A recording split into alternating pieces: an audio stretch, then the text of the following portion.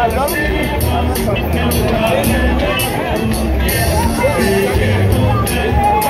lá já vou ver, vou deixar aí não. Eu vou deixar pra ele na porta lá. Lá já vou ver.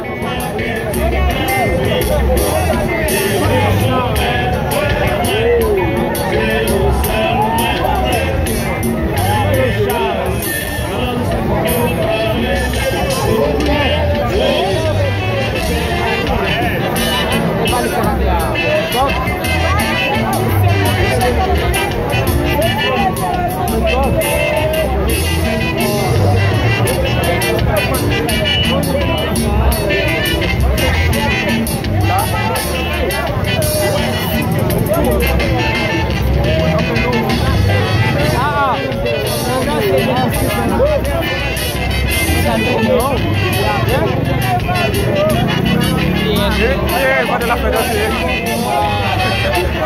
C'est vraiment